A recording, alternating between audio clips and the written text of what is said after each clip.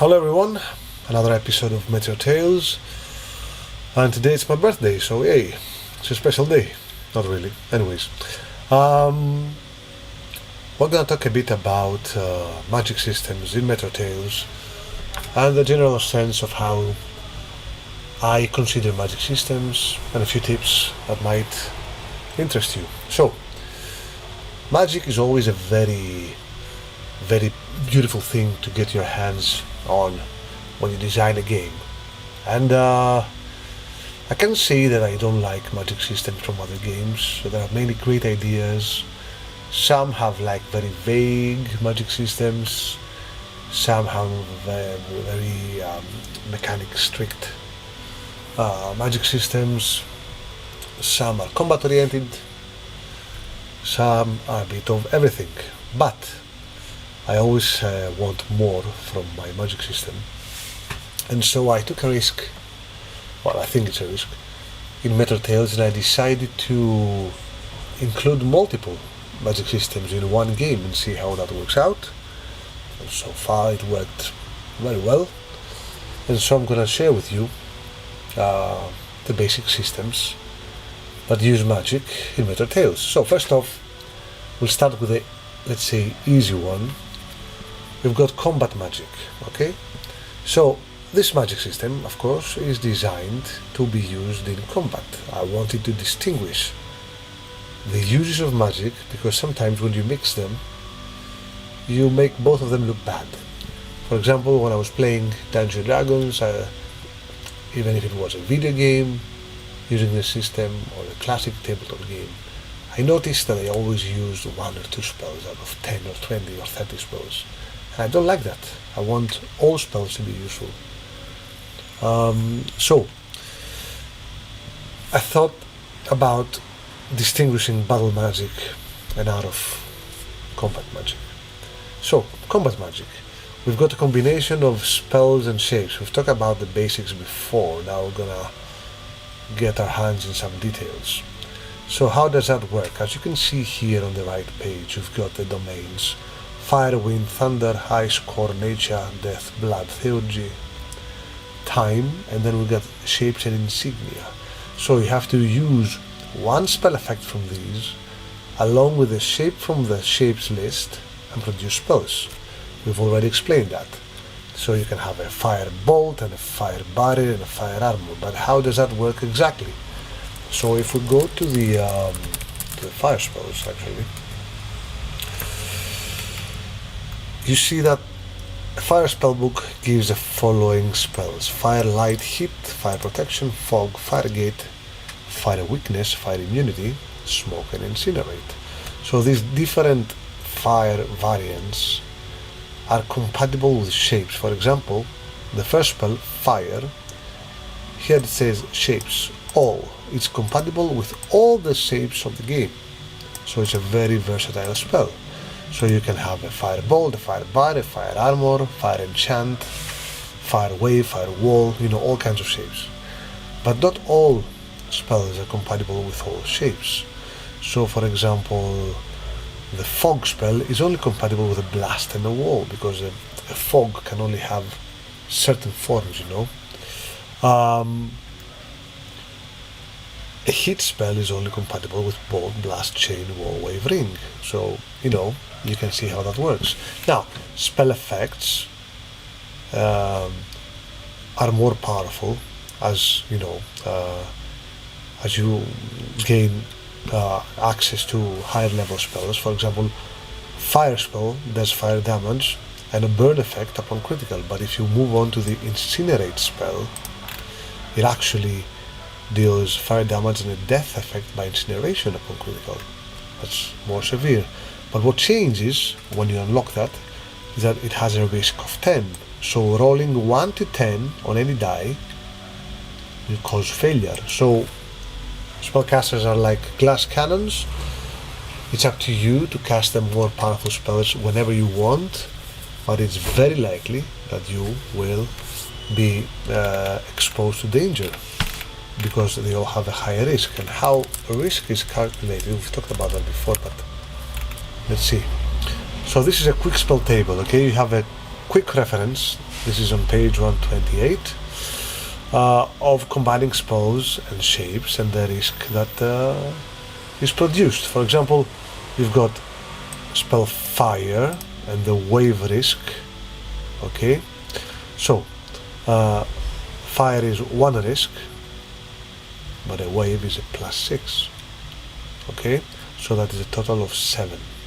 If you want to do a fire wave spell, it's a total of 7 risk. So this is a spell risk, the level of the spell. Okay, for example, incinerate is a 10th level spell, but some shapes add more risk, and that happens with area of effect shapes. From blast and moving forward, we have additional risk.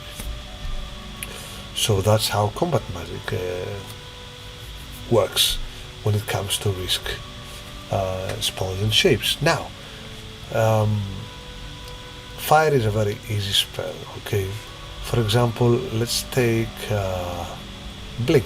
Let's see how blink works. So blink is a level 2 spell from core spellbook, and it's compatible with bolt, barrier, armor and veil.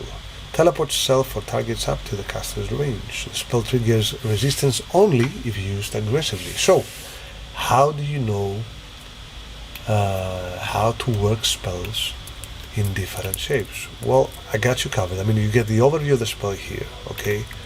But if you want to see the breakdown, you go to the back pages of the book and you have a breakdown by shape for every spell. So as you can see, we've got blink here, bolt, barrier, armor and veil. Bolt form teleports a single target up to caster's range, so you can cast a blink spell at a target to teleport him away as an action. As a barrier, you teleport a single target up to caster's range in order to avoid an attack or move an ally closer to a target while attacking. So this is a supportive action actually. You use it as a reaction to protect someone from an attack, like blink him away from an attack, or to support him by moving him closer to a target. We've shown a video regarding this spell. As an armor, you can use a blink effect.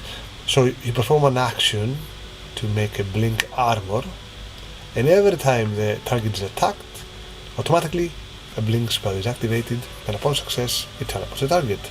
Lastly, as a veil is an area of effect barrier. So you cast a blink veil to teleport all of your allies away from an attack, like the breath weapon of a dragon. So one spell, 4 different shapes, and you see how it works. So this is an example of combat magic. As you can see, all the spells have all of their explanations here. So you can see the spell effects, and then you move down to the breakdown by shape. Okay, so if you play spellcaster, spend some time to learn these effects. It will help you figure out how to become very effective, very, very fast. Moving on,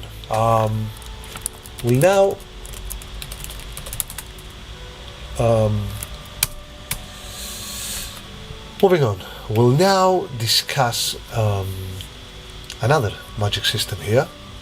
We've got these advanced domains that use magic, but in a known combat form.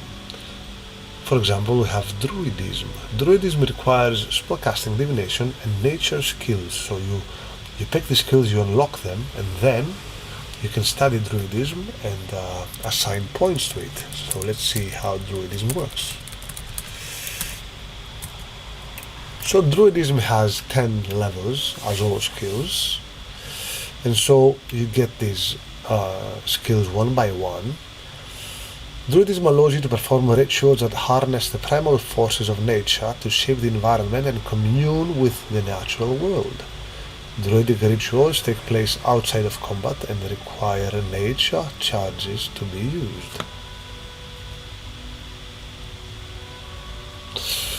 So, to produce charges, catalysts, druids must spend 1 effective hour at night drawing power from the phases of the moon to generate 1d10 nature charges. Easy. You spend time, you get the charges. Nothing complicated about that.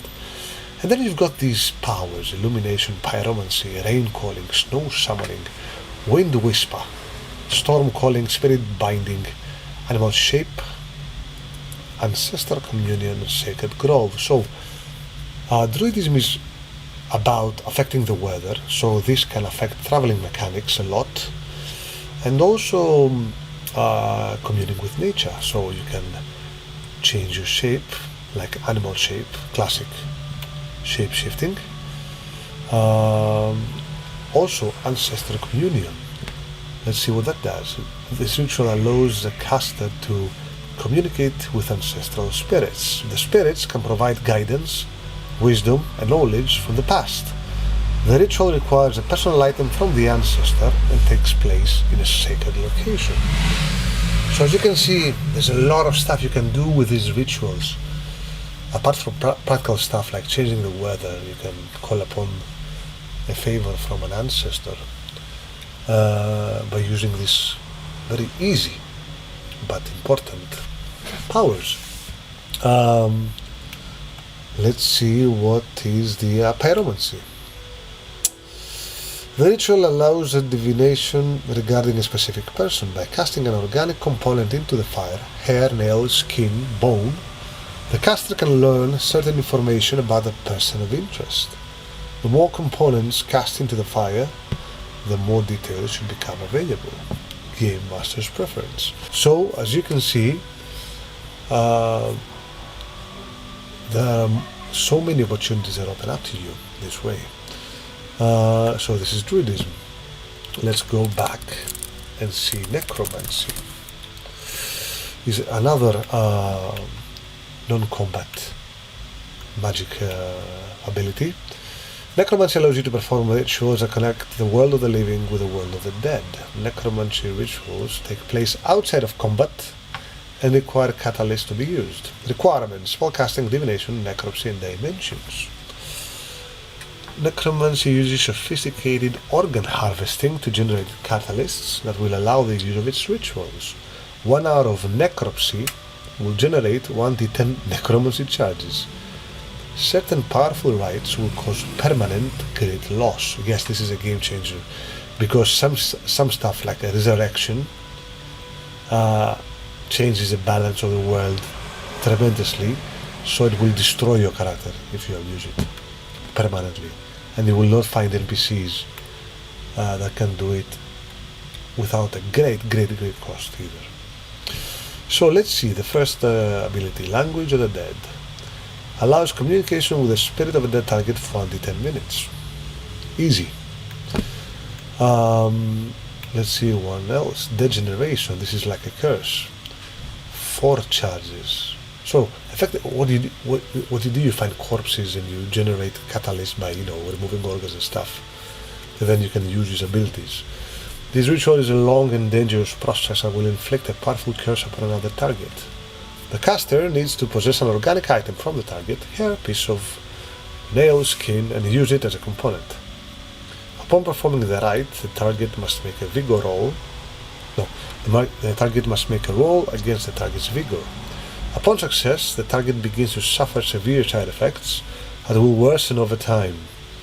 The process is gradual and is divided into stages. At first, the target's body will gradually become frail and ill. Over the first hours, it will show signs of severe illness. In the next few days, the body of the target will start to malfunction, triggering a decaying effect, and will result in the destruction of the skin, hair, and nails, and afterward, vital organs. The target will die within a period of 1d20 days. For every day that passes, the target has a chance to overcome the curse by repeating the same vigor roll. So as you can see, this is a very powerful curse. It can kill an NPC within days if you do the process correctly, and your roll succeed. But as you can see, it opens up so many opportunities, a different way to fight without fighting. Different abilities as well: possession, raise dead, restoration. Raise dead is for creating minions for necromancers, resurrections, phylactery, restoration, stuff like that.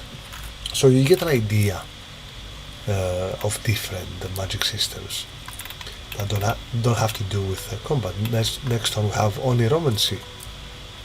Stuff you can do. Necromancy uses mushrooms as catalysts for food gathering. These mushrooms are consumed before sleep and provide visions and answers to the seer as they dream. All the abilities of the seer are performed during his sleep. So you get to sleep and then you get to do stuff after you sleep. And as you can see, if you develop this enough, you can actually kill someone in their sleep. You enter their dreams and you kill them there. So it's stuff like astral projection, visions through dreams, amazing stuff you can do with role playing with these things. We're gonna move on to different magic systems. Away from the Book of Heroes, the main book, if you go to the Book of Masters, you've got other magic systems here as well. For example, we have the Primal Magic system. This gives you the chance to play a spellcaster with many utility spells. For example, Primal Magic allows a magician to gain absolute control over a subject by learning its true name. Primal Magic requires a study of each individual subject for 10 effective hours. Once the process concludes, the magician gains access to 3 different spells that relate to the subject. Once the spells are extracted, they are fueled by catalysts. Primal Magic consumes catalysts to produce spells. Each spell requires specific catalysts, which are used as spell charges. The magician must extract these catalysts from each individual source and store them separately. Extracting catalysts take 1 effective hour and generates 1d10 charges for the particular source. For example, a magician slays a goat and extracts 1d10 blood charges within 1 effective hour to use for name of the goat related spells. So name of the goat, okay, so you know the goat. You get 3 spells: Goat Climb, Goat Form, and Control Goat. So a Goat Climb spell gives you a wall crawling ability. It uses 1 charge per hour of the spell. A Goat Form, you assume the form of a goat.